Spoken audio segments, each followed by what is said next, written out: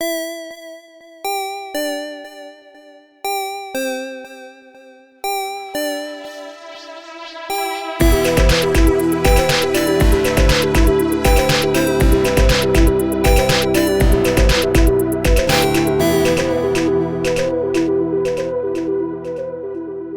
been sitting in silence trying to figure out, like, how do I start this intro? Because, like, there's a list of, like, oh, here's things we need to talk about today. But this is also the last time we're going to be in this space. That's Aw. so wild. I think we just leave all the mics pointed in different directions and we just start destroying the room.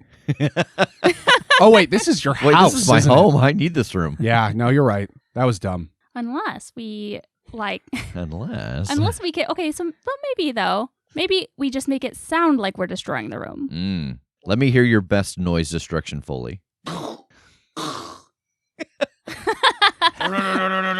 That's a drill. Was that, okay, I was like, is that I think- a jackhammer? Or we just, we're on, Yes, we're on the jackhammer. second floor. Here, I've got one more pitch. Here, 2 words. Yeah. Insurance, Mhm. fraud. I have always wanted an insurance frog. Wait, what? Is that what I'm you in. said? Yeah, nope, that's it. Let's get one. This is how we're going to compete with Geico. We're, we're going to get an insurance frog, and that's going to be the mascot of our new recording studio. There has to be an insurance company that, like, when the Geico Gecko came out, like, they're having a meeting, they're all like just spitting out ideas, and one of them's like, a frog, and they're all like, yeah, that's a great idea. And then at some point somebody did go, wait, insurance frog? And they're like, you're right, too close to the other thing that we don't want to talk about. Actually, you know what? Speaking of, like, mascot, we do have the names now for the 2 spaces in the recording studio. Our kind of gaming room, our streaming space is the Amalama Lounge. Love it. And then our recording space is the Blue Rose Recording Studio. I like it. So delicate. I So know. pretty. It's very beautiful. It's very cool because it was their gamer tag, but it's also the thing that Baba Yaga sent you all after when you first met her. That's from the podcast. It is. And from folklore. Nice. And the Glass Menagerie. It's the Pleurosis Recording Studio. That's got a terrible mouthfeel, which I think better encapsulates what happens in the studio than Blue Rose. So our February calendar is out 2 months in a row. Look at that. We got the calendar out. It's got all the things going on there, episode releases, Twitch streams, etc. And aside from it being on the website, you can also find a link to it in the show notes now. So if you're ever trying to figure out what's coming out on what day or what streams or events might be going on, you can check the show notes or you can go to the website and find our monthly calendar. And for this month on the calendar, you'll see that we have a one-shot ran by Jake. Jake, what day, what time, what game are you doing? That will be on Tuesday, February 15th, starting at 8 p.m., and I will be running Monster of the Week. I've heard of it. Sounds familiar. It was a task joke. It was. I'm honored. If you would like to join Jake for this game this month, you can get tickets at thecritshowpodcast.com/play with us. Nice. You'll also notice something new on there. Saturday the 5th at 5 p.m. over at twitch.tv/thecritshow. We have a thing called the Tabula Sono stream. Tabula Sono is a virtual tabletop, and they have asked to run me through a demonstration of how their virtual tabletop works. So we will be doing that live. I have no experience with the program. I'm very excited to see exactly how it works. And that'll be Saturday the 5th, this coming Saturday at 5 p.m. Eastern at twitch.tv/thecritshow. And then lastly, I just want to take the opportunity to thank all of the patrons who joined us in the month of January. Michael Dean, Barbarous, maybe not, Barabbas, T-Rex Jones, Hex DeWitt, Red, Paige Woodard, Ben W., John Bendel, Discord Solstice, my favorite holiday to celebrate, Kieran De La Rue, Alex Wallace, Ed Lamb, Chris Brimage, John Block, Levi, and David LaSalle. So thank you to those who joined us in the month of January, and thank you to everyone who joins us every month at patreon.com/thecritshow. You can head over there and get access to the most aggressively welcoming Discord on the internet for a single dollar. And you just crumple that bad boy up and you just throw it to the You just wind and throw it'll it make in its the way to us. Every time a dollar is lost, you're unknowingly added to the Discord. You have to crumple. You have to crumple it up and hold it close to your heart and make a wish, and then let it go on the breeze. Our Discord is a wish that your heart makes. So, goodbye from the Rev's House studio. I know. Can't believe we never came up with a better name than that. I know. No topping it. I think it's beautiful. It was function meets form. That's right. It was perfect, and we've raised its jersey into the rafters, and it's time to move on to bigger and better things.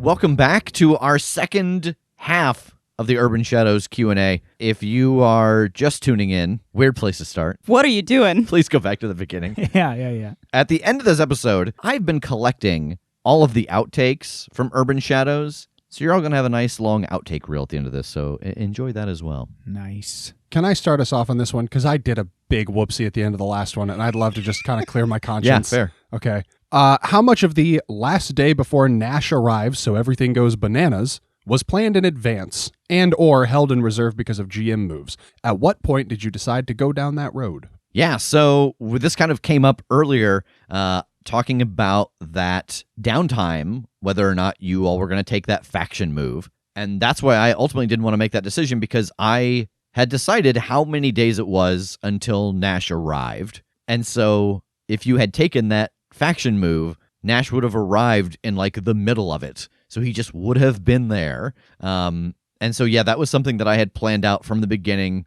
Kim was very diligently keeping track of days, so I never had to keep track myself, and I knew how much time was left before he arrived. So, yeah, it just happened to fall right at the last mission.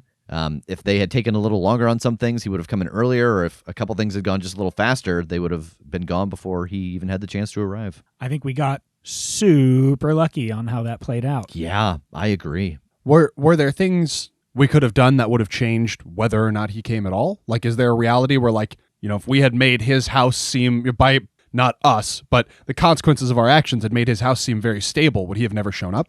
So him showing up actually wasn't related to the issues they were having. It was kind of his yearly diplomatic visit. There were ways that you could have disrupted that, but it would have involved someone, all of you, whatever, going to another part of the world and kind of causing a kerfuffle to draw his attention away to that part of the world. I see. But we really never got outside of the world of Chicago.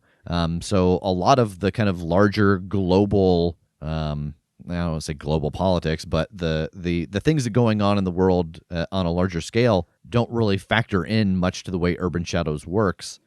So we didn't have to talk or deal with that much at all. One thing that I do remember was back in our Halloween episode when Megan and Tass were fighting against Aiden Chambers. This got recorded and then we sort of backtracked off of it. But Megan and Tass intimated that they had killed a previous Mercury. And then we all sort of paused and were like, wait, would they actually say that in this moment? Because if Aiden finds this out, there is no way that he is not immediately telling Nash. Yeah. Yeah, we were just trying to piss him off. And we were like, let's get this guy to fight us so we can take him out. And we're like, this is actually really bad. Yeah, This isn't smart at all. We would be smarter than this. We in character know Our we can't say characters this. are way smarter than we are in real life. Rev, did you expect the players to collect the object so fast? You seem incredulous every time the team actually get a hold of an artifact for a reading, especially when it doesn't cause their usual chaos. How have their actions differed from what you had anticipated? Yeah, so we talked about that. I left that. I combined two questions because I wanted to leave in that incredulous. I thought it was worth noting that someone wrote that in. Yeah, you know, I talked about this a little bit last episode, but there were things that I thought were going to take a lot longer, just in the way that I know that Jake and Tass like to deal with stuff. And, you know, I'm just getting to know Megan as a player and how she likes to deal with social interactions. But then the addition of Kim also, you know, I play a game with Kim, but it was all very combat heavy. We played in a Curse of Strahd game together. Mm-hmm. And the dynamic of all four of them working together and bouncing ideas off of each other made new decisions or even new like branches appear to people that I don't think they maybe normally would go down. It was a really interesting process to watch, how, Megan would throw something out and that would bounce Jake a different direction, and he would say something and Tass would add on to it, and then Kim would say, oh, we've also got this element that can go into that, and suddenly this new direction would be created that was completely justifiable in the world. And just because it was easier, like I couldn't be like, well, no, that's not going to work. Like, no, it works. So I think that the ghosts, I imagined that you guys probably would have worked with the ghosts in some way, done some favors for them. And like that was a group I thought you might get close to. The werewolves kind of went exactly like I thought it would. Lady Jency, I thought it might be a situation much more like what the Court of the Silver Wing was, that maybe you would have to sneak someone in during a meeting to get that reading. The closeness, the proximity that you got to all of the items, I think is what really struck me the most. I mean, out of 9 of them, only one of them you didn't get a hands-on reading for, which, this will obviously come up much later as we go on through the story, but will help you in big ways as you go into these other worlds to find these sources of power that Nash is using. I'm just really proud of us that we successfully did a heist, finally. Right? Yeah, we did, didn't we? A bunch of them. Yeah. Well, and a couple of smash and grabs. Yeah. We're well-rounded. Is that what we're calling a task? Okay, I did the smash and grab. Speaking of smash and grab. Again, really? Yeah, I'm so happy that I get to say this question. Tass, why do your characters get to have the spiciest moments? Is it because... It goes on. Is it because you are just naturally spicy, or have you bribed your GMs? Yeah. No, This I is don't- something you want a lot, I think. So you probably bribed, No! right, for the outcome. Stop it. I think that it is because Tass is the person that I understand his lines the best. That's fair. Like, Yeah. I can't imagine role-playing a romantic thing with Jake and him not being like that. Just skip it. I'd sooner die. we kind of see that in Perilous Tides a little bit whenever you're dealing with Esme. You're like, yep, we hold hands and it fades to black. And so,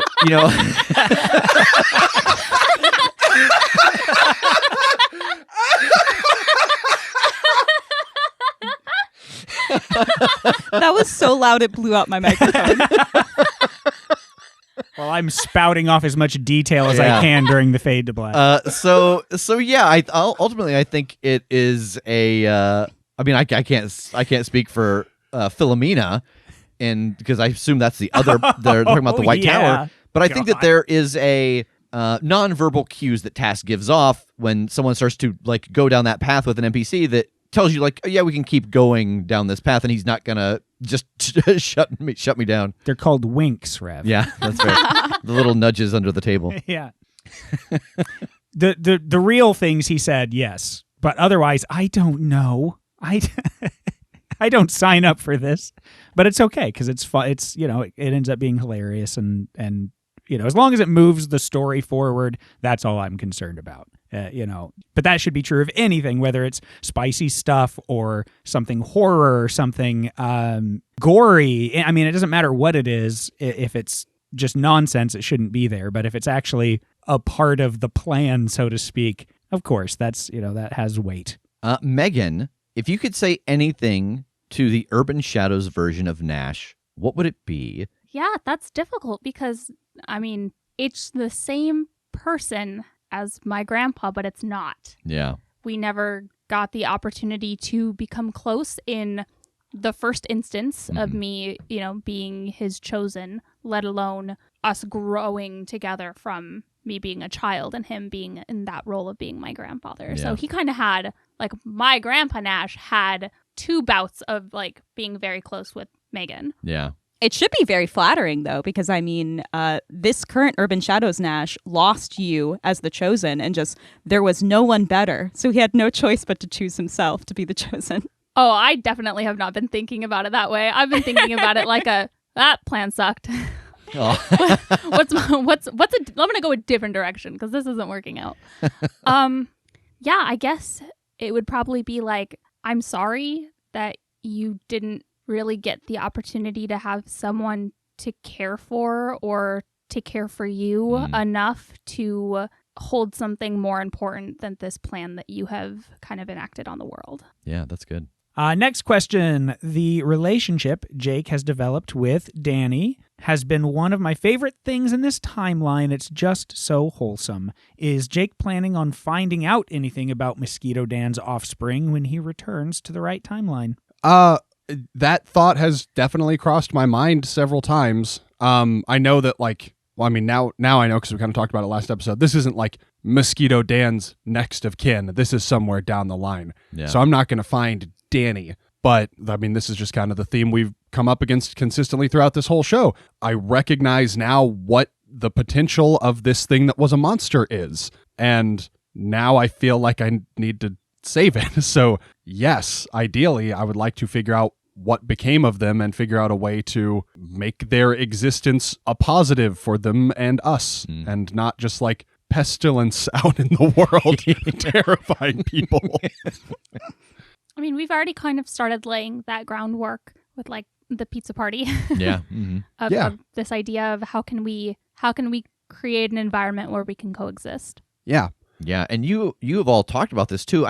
This is one of those things I don't know if you've talked about it if we've talked about it on mic or it's just been chatter kind of around the table, but with the pizza party in particular, the idea that you have wanted to check back in on that other world and see like, hey, how's it going that they're trying to make this like cohesive world. In the cracked mirror. Yeah. Yeah. And I mean, I think like, especially the big change about this though, is that like Mosquito Dan seemed not exactly mindless, but like way more bestial than Danny did. So like, yeah, along like the pizza party and everything, like we've definitely behaved this way with all of the monsters that like talked to us, but Mosquito Dan still seemed like a creature last time we encountered him more than a person. And now I've got to kind of revisit that notion. Next question. What is the first thing Kim is planning to say to the old Strom when you meet her again in the past? Ooh, I've given this a lot of thought, and I'm not sure yet because it kind of,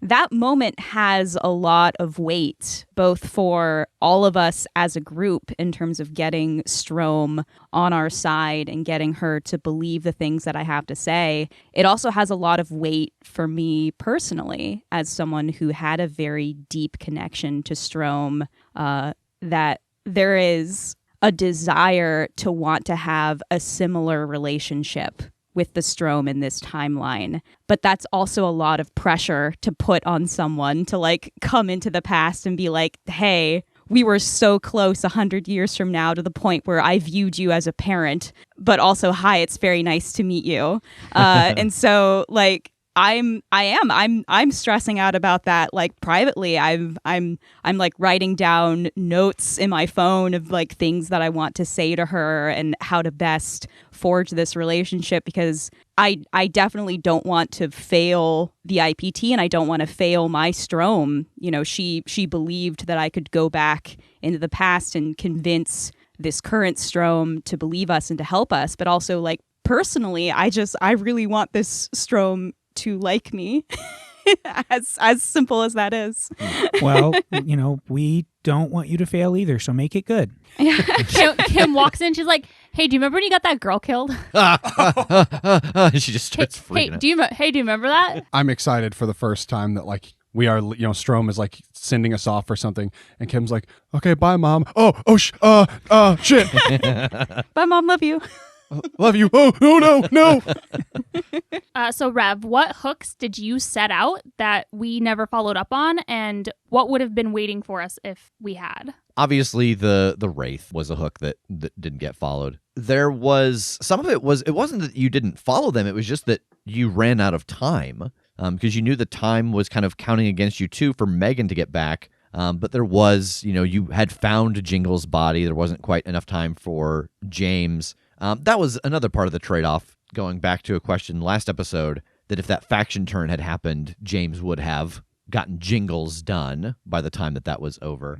Sure. But really, that one in particular is the only one that sticks out, because at some point, the way you all started dealing with the game system and dealing with the relationships between the NPCs and stuff, I didn't put as much weight into how I thought it was going to go and like try to set out a kind of a foundation. You know, like with the casino, okay, here's how the guards work and here's the rotation schedule and here's the floor plan and this and that. And I stopped coming up with that stuff unless I absolutely needed it because I didn't want to have it pull me in a way of like, oh, well, I kind of want this to happen and I've got it already, so I'll knock it this direction. I mean, yeah, all the hooks that I put out there, you dealt with. You dealt with Sui, you dealt with the house. By the house, I mean the magic house with the bookseller in it. You dealt with all of the stuff that came up with Megan's faction. That was a lot of the hook stuff, was the special blood and them using it to be able to track humans down. Yeah, there were a couple of things that I was curious on where those would have gone, like the blood for sure, figuring out where exactly that came from. Mm-hmm. And then also, like, we knew that Lady Jency was planning on doing a big takeover again to go back to hell or whatever, but whoa, what was her plan? Like, overall, like, where did that fall into our timeline of, like, we determined she's trying to get a certain number and we didn't know where that was. So yeah, you definitely could have like learned how close she was, and it was super close. Like if you had started working for her to gain favor to like get a meeting with her where you could sneak James in, it probably would have been like the culmination of her. You know, there's a world where when you all got to the end of this story, that faction may not have been in the world anymore. They may have been like, hey, we're going home now. Nice. You coming, Tass? Yeah. Oh, about that. Tass has to explain why he's the only demon left. You all talked about quite a few times going to visit Baba Yaga to see like what she knew and what her deal was. So I always had that prepared, but again, it was, you know, the world outside of Chicago didn't really factor into much of what you had to deal with, and you were on such a tight schedule. So how was she doing? Oh, good. Oh, Thriving. Really, I mean, there's no reason not to talk about it. That area in the forest is kind of like the Bermuda Triangle now. Like, don't fucking go in there because nothing comes out. Nice. What would have become of Dr. Benson's screenplay? Was it good? Here's the problem. He would have needed to bring on some punch-up writers, and he's very arrogant. Yeah. Yeah, he is. That's So son of a he bitch. would have needed someone Love him. like you on the cast to make him see, like, no, this dialogue doesn't quite hit the way you think it does. They all sound like you.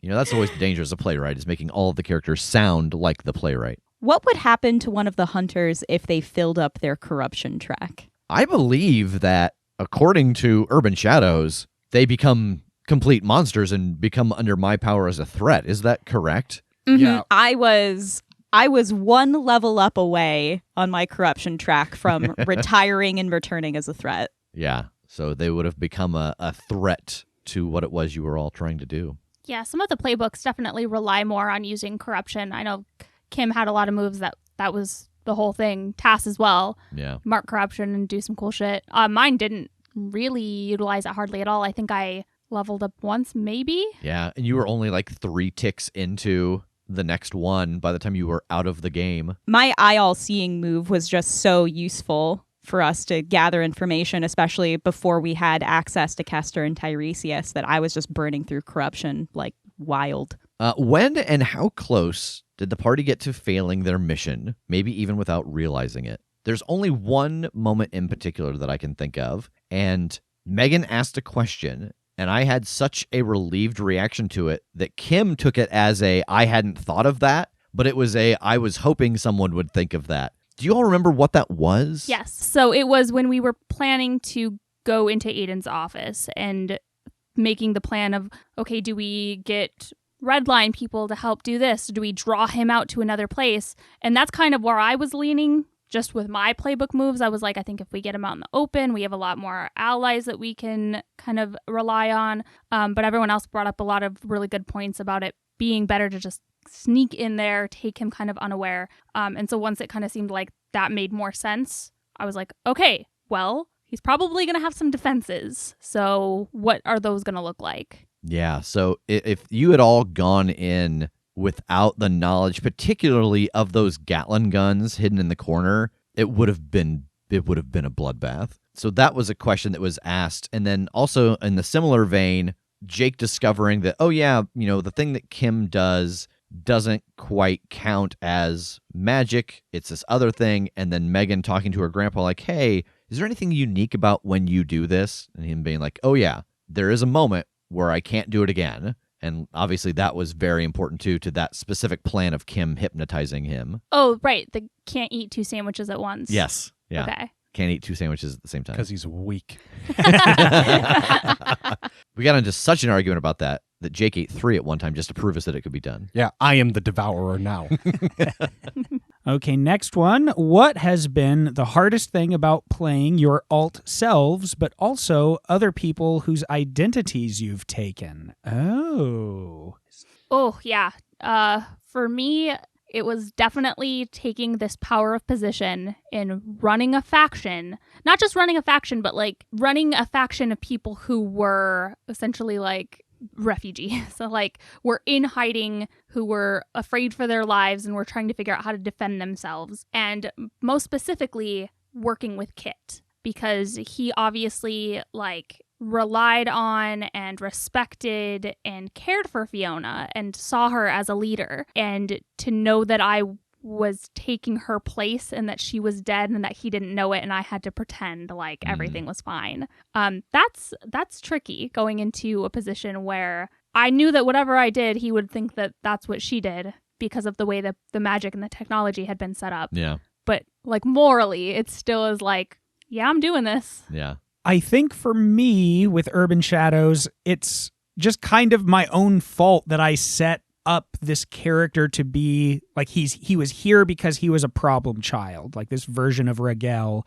like whoever the real one was kind of a problem child, and that's why he was here. And I did this to myself, where I myself playing myself would have a much easier job just playing the good soldier. Like my tunnel vision lends itself to that, just my sort of the natural way I do things. If I were just playing good soldier, I think it would have been a lot easier for me as both the player and as, the person in that role to just, salute and move on and stay under the radar. But then I got into it and went, oh no, he's a problem child. I have to be a problem child a little bit for this to be believable. And I had a little issue with that. And I'm sure we stopped several times with some of the specific things to be like, I don't know, is this too much? Or like, I'm not sure which way I would hit this that would be believable. And I just jumble myself up on those things when I have to add that extra step. So nobody's fault but mine, but there it was.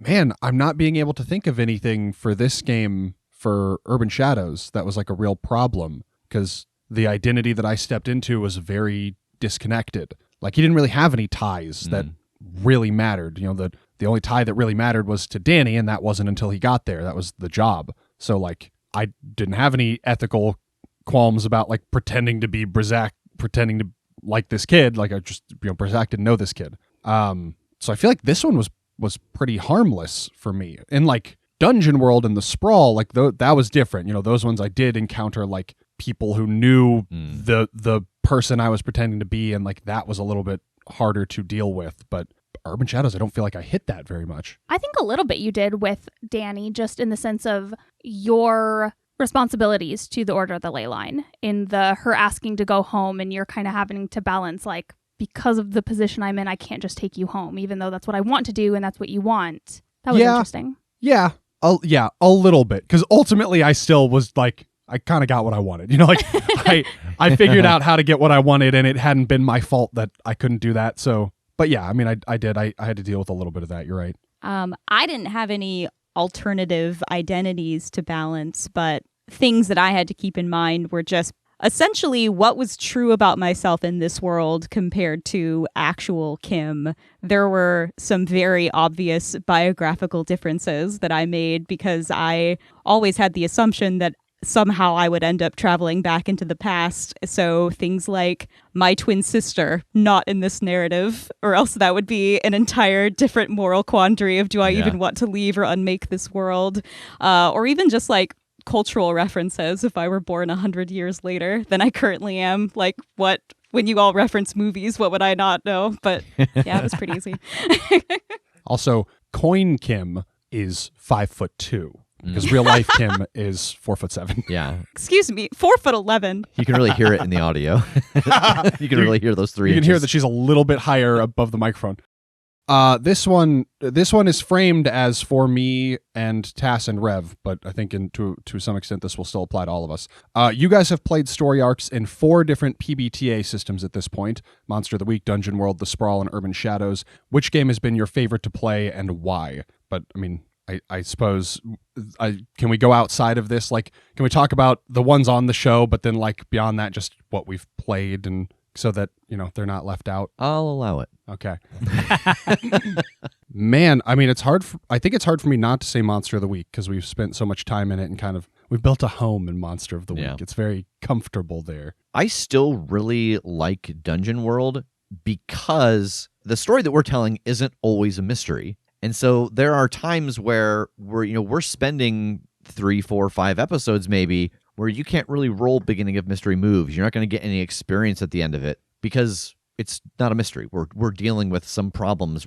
And so I liked kind of the freedom of not being inside of this mystery format. That's just something that I've just come to accept. Like, oh, okay, it's just there's gonna be times where you're not gonna get anything for doing what you're doing. Yeah, that's fair.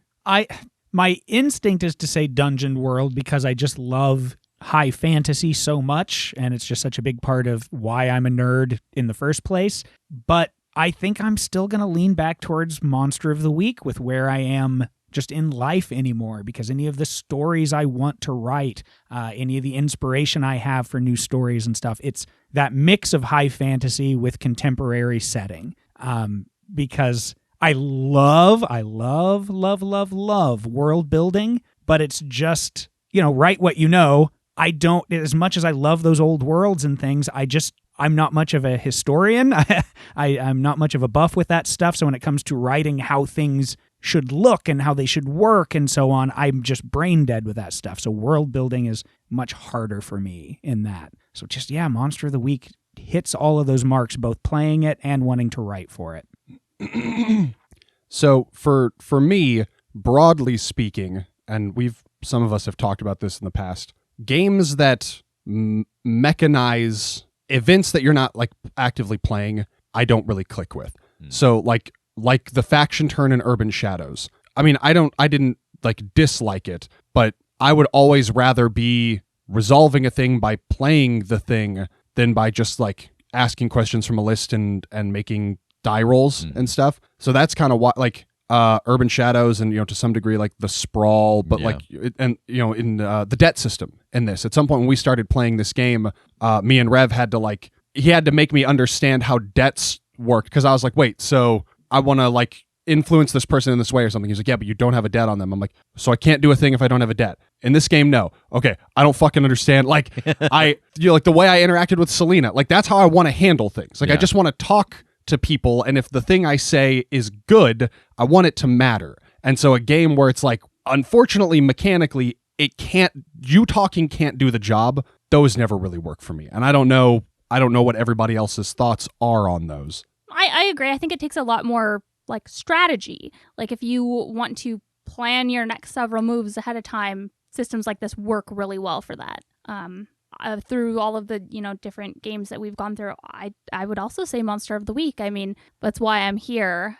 Finding that game and that episodic nature and the setting just clicks with me so deeply. I love it so much that I started learning about the game and looking for podcasts so I could learn how to play it, and it just means so much to me that I have the most fun with it. Yeah, Urban Shadows was the perfect place to do the story that we needed to do of collecting items from various groups. Like if we had tried to do the same story in Monster of the Week or Dungeon World, it would have taken 100 episodes. Yeah. Mm-hmm.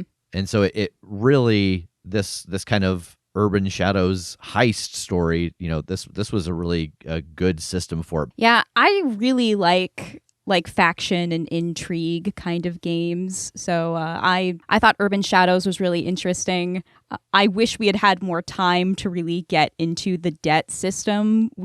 Because the plot was moving so quickly, and because we were resolving a lot of things with clever player plans and just conversation, we didn't really have a lot of time to really introduce a lot of the debt mechanic in terms of people cashing in debts or using those. We used them a few times. Yeah, because I really kind of set a thing for myself that unless one of the players was in the room with somebody, they weren't going to call in a debt. Like, I didn't want this to turn into a long event of side hustles you all had to do to get things done. So, like with Benson or with Prue, like, oh, you're here and they have a debt on you, so now they're going to call it in. But with the exception of Aiden, I really didn't want people just literally calling you and be like, hey, I need you to do a job for me. Because while it was a mechanic of the game, for me, as the person kind of leading this story train, it was just additional derailments that I didn't want. Yeah. Yeah, exactly.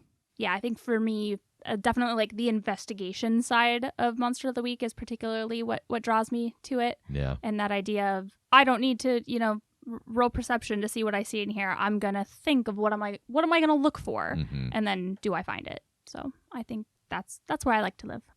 To touch back on like something that Kim and Tass both addressed, like Kim said, like I like intrigue and stuff, and Tass is talking about he likes high fantasy. Like I like the genre of Urban Shadows, right? Like I think urban fantasy is my probably favorite genre. So like Monster of the Week and Urban Shadows have both really hit that for me, and like Dungeon World, I also like high fantasy. The Sprawl is one that genre doesn't really click with me either. Like cyberpunk is not really a place that I feel super comfortable. But none of these, I wouldn't rate these based on like how much I click with the genre or anything. Like it's the system itself, because frankly I quite enjoy all of these genres. I'm wondering too in this moment of just listening to all of these answers and just us being who we are, having played this game and told this story for so long at this point, how much is like, I don't want to say a failing on the part of us as players. I'm going to say a symptom. We'll go symptom. This is a better term of just going into these new games, new systems while telling the same story.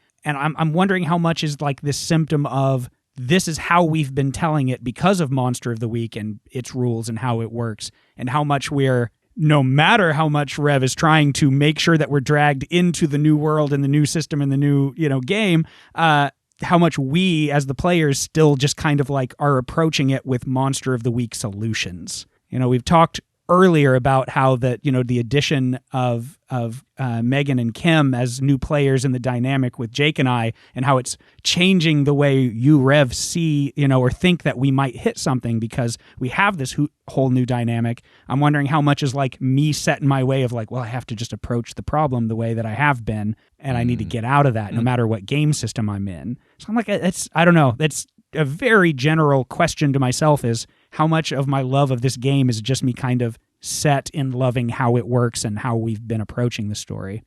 I think we kind of see that though, like especially in Urban Shadows, like all of these games are very different settings and even the mechanics differ like greatly, but they're all still kind of connected, and that's what works so well with us going into different worlds. And if you think about it, if you go into a new world, you have to learn it. When you're there, you're going to rely on what you know and how things work wherever you came from. But then, like we said, over time, especially when we got to the end of this last arc, it was, what allies do we have? What is the political power everyone has right now? How can we use that to our benefit? So we did definitely begin to look at this as mechanically in Urban Shadows, with what we have learned as players, what makes sense for us to do as characters in this game. Fair. So I think that's a good question, but I also think it's something I wouldn't have thought to look at. But thinking back on it, there's kind of that transition as we're in a different world, in a different game, of how we approach problems. That's fair. I guess it is that so simply stated and observed that the literal approach of the player is going to mirror our characters trying to like problem solve and going, that's not how it works here. We have to figure out a new style or we're not going to survive. Because Rev will fucking kill us in the real world. I mean, on that topic, like one thread that is fairly common among these are kind of fatal systems if you just try and fight. If you just try and step to somebody. I feel like we didn't fight in Dungeon World as much as we could have. Like we stepped into Dungeon World, which is more hit points, you can fight and take a beating and stuff, and we didn't, because like that's not normally how it goes. Yeah. But also I think we fight more in Monster of the Week than it's like designed for us to do. Like, yeah, because you all built kind of really tanky. yeah, we built kind of fighters Yeah, in a game that in many ways is not about the fight. yeah. I think it's funny when we step into a game, we step into Urban Shadows, which is more fatal than Monster of the Week. Yes. And we're like, we can fight even less now. We know that a scene in Funhouse referred to the equation used to bring the group to this time. Did the Funhouse have any other references to this arc? It did not. That really, I think, is the only lingering thing from the Funhouse. I think everything else that you all saw has been expounded upon through various stories or conversations, I think. Did we do it? Did we finally collect all of the Funhouse pieces? I think so. Well, you Maybe? collect the ones that you saw. Well, that's fair. Yeah. Given that Urban Shadows has come after several other systems, the Sprawl, Monster of the Week, etc., what was your favorite unique aspect / feature of the system that really stood out to you? I didn't utilize, but I like the ability to reclassify your numbers with each of the factions in the faction turn. I like the idea that just you can be like, all right, what did I do? How would that change this? This is the new nature of my relationships with these groups. I thought that was pretty interesting. I just didn't actually do much to change that over the course of this. Just corruption for me, I think, is a good, simple answer. I think it's really well balanced in this game to get a good amount of story with the idea of here's something that you can spend that is both a detriment and a huge boon. I think it's really well balanced. The amount that you get, what you can do with it. From what I've seen of all the playbooks and read through, I think they're good reward for the cost in making a tense story that you could blow through it really quickly. You can choose your spots. You can hang on to it. I think it's a very well-rounded mechanic in this game.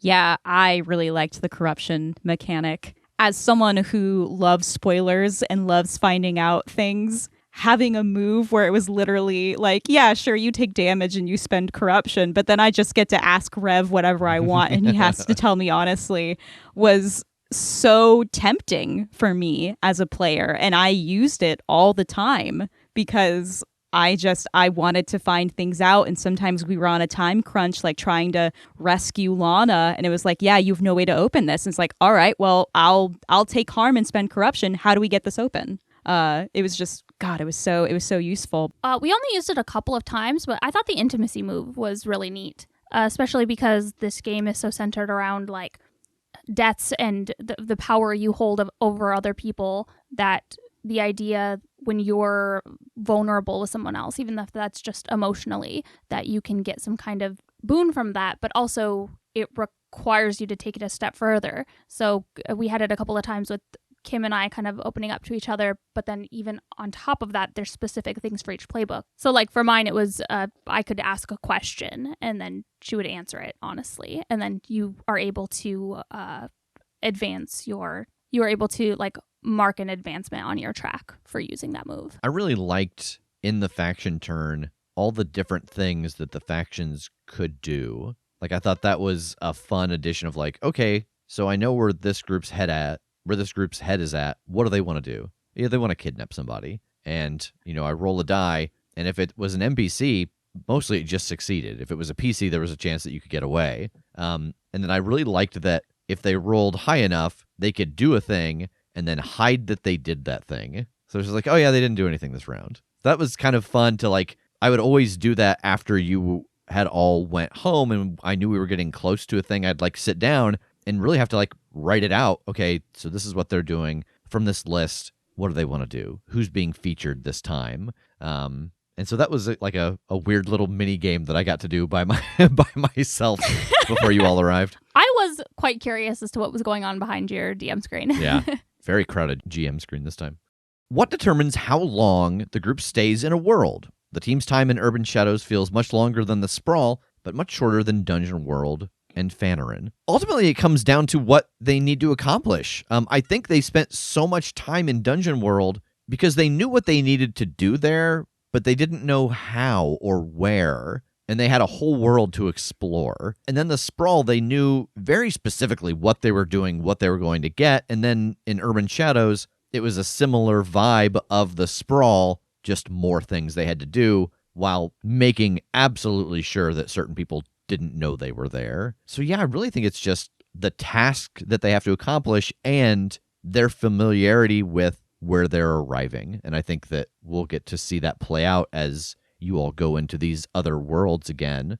I'm interested to see how long you're in each one of them, because in my mind, I have a thought of how long it's going to be, but some of them could be much longer, much shorter than what I think. Yeah, I think especially initially with Urban Shadows, our progression through the first few episodes was a little slower. By the time we got to the end, we were burning through items, and granted, it's because we got a lot of lucky breaks and we were feeling a little more confident about things. But I think initially, especially with you three having to balance your other lives, that was a large concern initially of being like, well, we can't make these moves because we need to, maintain our cover identities. And so we gotta split up all the time. And then we were eventually like, well, let's just keep working together. And, if the obligations of Brzak and Rigel come up, they'll come up as interruptions. We don't have to really focus on that so much. Yeah, that's true. Because initially, when you all arrived here, you all worked kind of independently for the first couple of episodes, doing your own thing. But yeah, then that kind of making Grandpa Tincher's subterranean lair the base, and most of you operating out of that, kind of changed the workflow of the world. And then the last one, what has been your favorite moment in this season so far? Getting abducted. Yeah. So creepy, so baffling, so exciting. Yeah. I guess like two separate tracks. Like my favorite moment that I was like a part of was both of the magic horses comforting me. That also just happened to hit me on a rough day and was just a really nice moment. And just, come on, just the culmination of the win, Jake giving the double middle finger to the room, teleporting out, and that building just exploding from a space laser is so satisfying. Ugh. The execution of that plan, like with the exception of the one Gatling gun firing into the room, that plan went exactly as you all envisioned it. That's wild. God, I loved that final plan, and Aiden waking up on the sidewalk with no memory of what happened, and then watching Nash Tower fall. And I loved that earlier in that episode I was flooding his mind with visions of Nash Tower falling the same way that the vault did, and my sort of last vision came true. I'm always happy to go to a magic zoo. That was really nice. I think a couple other times that really have stuck in my mind was going with Lana to the kind of clearing where she was living. And then when we did the casino heist, but when I went up through the chute, and it was kind of, I feel like it was my first time kind of going off on my own, really. And especially being in a world where I didn't have my powers, and it was the first thing that we really tried to do, and having to trust that I knew what I was doing and that I could communicate with everybody else was that whole scene was really interesting. And then Tass just fireball through the window was so the perfect example of, well, we didn't see this coming. Yeah. One of my other favorite things, and I want to say this because otherwise I don't know how the listeners would ever know that this happened, was the very first moments of episode 1 of this season. So when we all sat down to record that first episode, and this was my first time recording in person. I was in Indianapolis at the time, and I was sitting right next to Rev, and Rev passed me a piece of paper, and he was like, read this privately. And what it said was, after I give the opening monologue for season 4, I'm going to start a timer on my phone, and you have 10 real life minutes to communicate all of the information on this page. And if it doesn't happen in 10 minutes, Tass is going to miss his flight, and Jake is going to miss his check-in with the order of the ley line. Yeah, and Strom is going to know you're here. Yeah, and Strom's going to know that I'm missing. And so here are all of the things that you need to inform Jake, Tass, and Megan about, and you've got 10 minutes to do it. And I couldn't tell I obviously couldn't communicate that to these three, but it was such a good way to instill a lot of urgency right at the beginning. And Rev was like kind of trolling me a little bit by having James sort of like ramble on and try to like talk to the rest of the group on it several times. And as he was doing this, Rev was like turning his phone towards me, so I got to see that like there's only 90 seconds left and James is rambling. And I had to be like, James, we have no time. Oh, yes. It worked. There was for real urgency, and like we're like, she's a little pushy.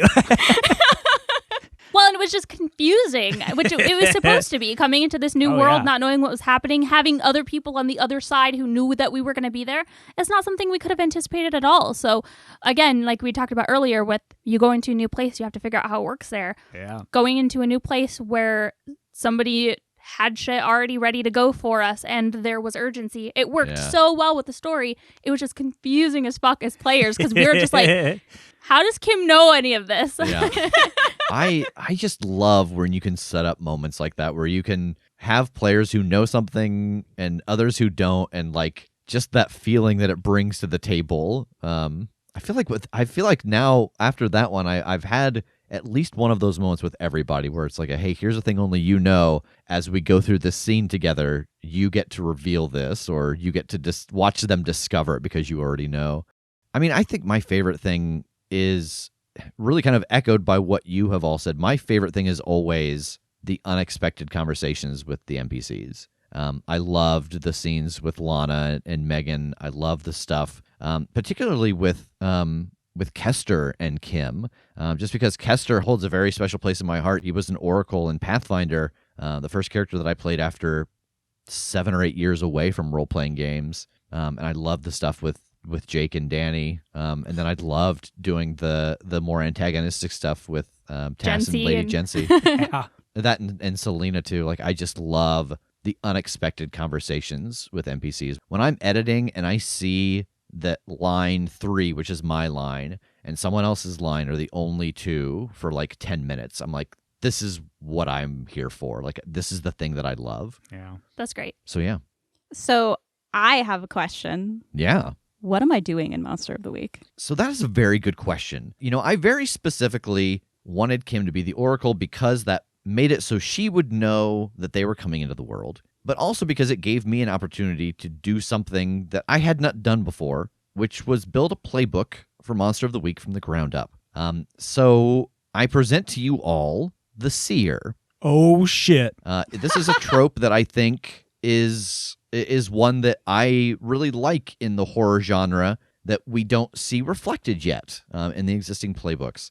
So this is the Seer. The future isn't set in stone. It's more like ice. You can chip away at it, shaping it with enough patience, but be careful not to handle it too much, or it will become weak, begin to melt, and lose the details of the desired form. So the Seer's special. When you spend a point of luck, your sidestepped fate comes for someone important to you. At the very beginning, the Seer picks some things about their visions. The first being, my visions are always, and you pick one. Literal representations, only experienced by me, or detail-oriented. My visions are also always, pick one, draining, overwhelming, flashy. And then lastly, my visions require, and you pick 3, tools, cards, bones, tea leaves, etc. Focus and concentration, a medium, painting, sketching, prose, etc. Physical contact, time, a vice, alcohol, drugs, adrenaline, etc. Sleep, meditation, or dreams. And lastly, an offering, blood, a burned item, etc.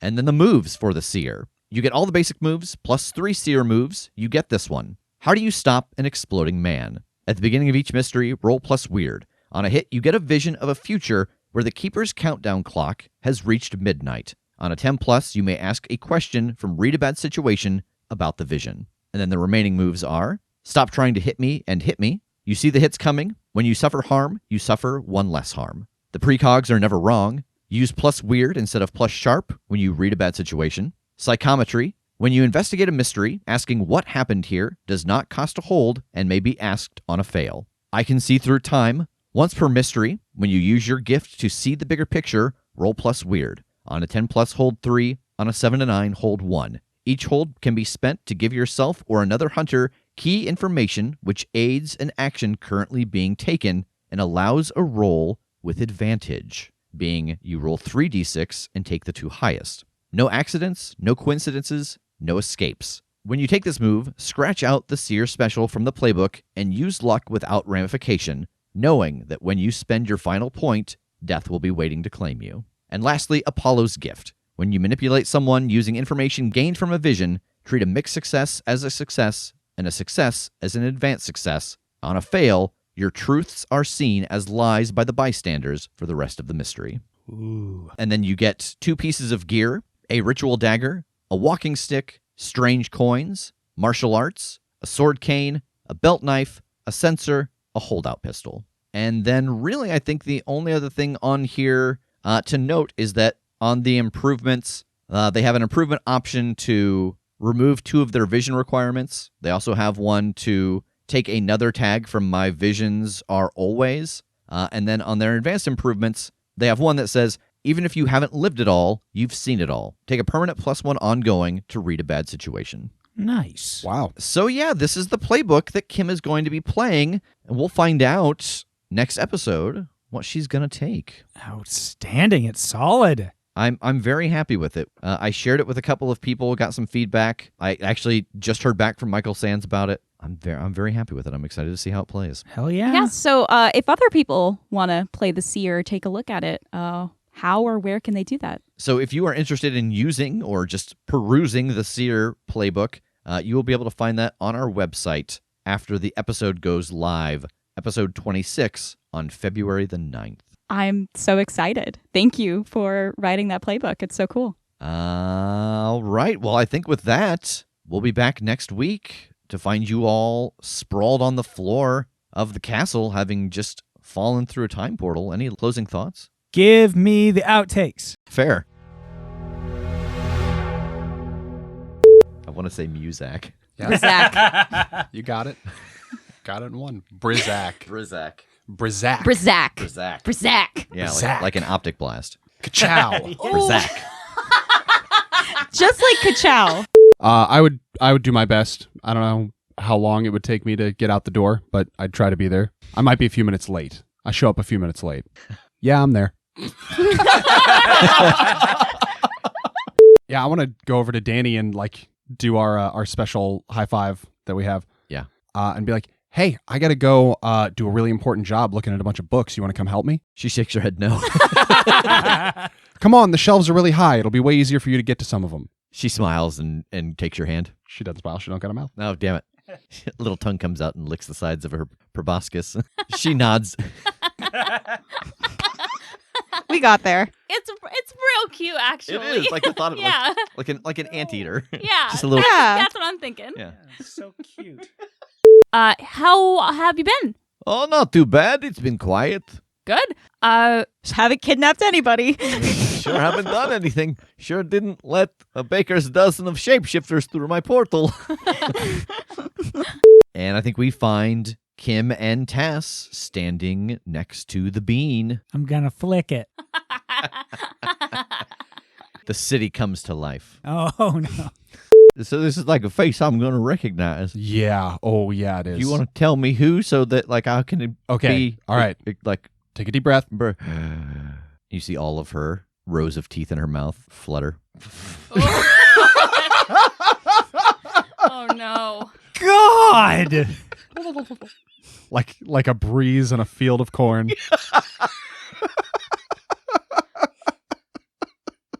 Why I are love- they so mobile? No, why are her teeth so floppy? I love it when Bad Rev is dental just describing and it gets away from him and then And I don't stop. he doesn't stop and then the impact of what he just said hits him and he goes from like just clearly describing to just this horror of understanding of what just came out of his mouth. It's beautiful to watch. So tell me what you would like to avoid in grapple hooking your way. That sounds like a prostitute who's got a really good CMD. Nope. Oh my god. Then I was hoping to get back to you guys and then get back to her office before she did. If you guys can get it back there somehow, awesome. Well, I've still got my favor from Tiresias. Should I cash that in for this? Uh, Oh, I can fucking turn invisible and teleport. Yeah, I'll put this back. You ask him, and he's like, "Turn invisible and teleport there." Yeah. Use your abilities, dumbass. Yeah. Look at your character I, sheet. I, So in this moment, after telling her that you dropped Kester off and then someone else came to pick him up, she shatters her glass on the ground, and in the shattering of it, the alcohol inside bursts into flames, and the flames roll up the robe that she is wearing and leave behind her formal dress. Aww. disappointing. Yeah. I got I very know. excited for a moment. And leave behind big naked demon boobs. There we go. yeah. Everybody happy. Is this office on the water? Because I see a motorboat coming up. Yes! Uh, Finally! You're I know. welcome, We've- Tumblr. We've all been waiting for it. Jake plays some porn music. Every moment there was something that was just like even close to being like spicy. Kim and I would just look at it like snap over to each Here it other like comes. finally. Someone's got to have sex on this podcast. All right, so let's go with Jake heading over to the rookery. What the fuck's up, man? Shit, man, not much. How about you? Lord Merchant's trying a new vibe. He's like, what the fuck's up, my dog? And as she pulls away, you notice that she had Buried slipped her nose Yep. through my leg. Slurping. And now she crackles with your wizardly power. She signs, I can do whatever the fuck I want. And when they speak in unison. Welcome to the court of the Silver Wing. How may we be of assistance to you, Ozymandias? Oh, fuck. This is just a scene of me talking to myself. It is. Damn it. Aiden, he wears it strapped around his ankle. It's a large knife in a sheath, almost like a buck knife or a bowie knife. He takes it off when he sleeps, when he showers, when he has sex. Other than that, it's on his person at all times. I'll take one for the team. It's fine. Listen, I've fucked a vampire before and I'll do it again. Actually, no, because he killed my mom. That's a really difficult. That's a pretty big red flag. As far as red flags go. Oh, right. I didn't get to talk to you about this. She said she doesn't really eat, but she said that she kind of feeds on like other people enjoying themselves. So I went and got out some snacks for everyone. Let me see. What's your favorite snack? Concord grapes and pickles. I was thinking about grapes. Together? And just a mash. Just a mash of grapes and pickles. I don't even like the textures of them. I just don't consider smell them. this. So help me God. By the time they're back in season, I won't remember. If I ever discover you eating that concoction. I mean, we're really just talking about sweet relish, baby. I mean, That's also bad. Sweet Yeah, relish thank with a you. spoon? Bad. What's a better place look like to you? A place where we're not all as broken apart and afraid of each other. He's more the star-bellied Sneetch guy, and you're the one that makes the machine that... Oh, that doesn't turn out very well either. I don't even know what you're talking about. Oh, the Dr. Seuss book with the Sneetches and the star-bellied Sneetches, and they thought they were special because they had a star on their belly. All we have in the future is comic books and Dr. Seuss books, and that's the only media that exists in the year All other 2121. Hey, now, I grew up when they grew up. Okay. Don't forget that. Jake doesn't get the reference, but he hears star-bellied Sneetch, and he's like, yeah, that one sounds better. I accept. But you are able to get Tiresias and Kester back to the subterranean lair. Great. I think as we're getting them set up, I definitely introduce them to Grandpa. But I would like to talk to Tiresias. Yeah, there really isn't... how do I want to say Any that? way he can avoid this. He's in a jar. You hold him up. He just turns around. He just keeps swimming in a circle. moves his tongue to no, paddle. gross. Ugh. Hate that. I still like presses his tongue against the glass to pivot himself. You feel something nudge your elbow. I think I'm startled. And look, It is the Pegasus Princess Souffle, and she is nuzzling at your arm. And as you turn and look at her, one of the wings folds out and comes across your back, almost in a hug. oh, hi. Yeah, thank you. It's okay. No problem. Don't be sad. Sweet Vendetta can't talk. He's an idiot. The rest of us can all talk. It's not because we're unable. He chooses not He's to. just a dum-dum. an imbecile. And Tass, your phone rings. Oh, no. Fuck. And I look at it. It is an unknown number. I'll answer it. what the fuck is your character's name? I don't think I've Ragu. ever had to say it. Rigel. Rigel. Who the Okay, fuck are you? I looked down to like take notes, and I was waiting for you to like answer, like respond with him answering the phone. It was just like, what the fuck is your character's name? Like I thought was what Aiden was saying. Like what the fuck are you doing or something? Like I thought it was gonna be that. And then, Where That's the what fuck I are thought you was at, dummy? happening too. yeah, Earlier I was getting into Selena's voice, and I was listening to like the old episodes of like the way she was using words. I was like, how is she gonna say this to Jake? Like, oh man, I didn't expect to see your dumb face again, you pile of shit. Like I was like, what could she get away with that doesn't make it undramatic anymore? Oh, you big dumb fuck, I hate your guts. You dumb idiot. dear darling. You done wrong me for the last time. The energy breaks around him, and the portal behind you goes silent, and you have all made it home. Kind of. Kim's new home. We'll fix it in post. There's a better Credits. ending, probably. But it's something like that. The end. Goodbye. Stop it.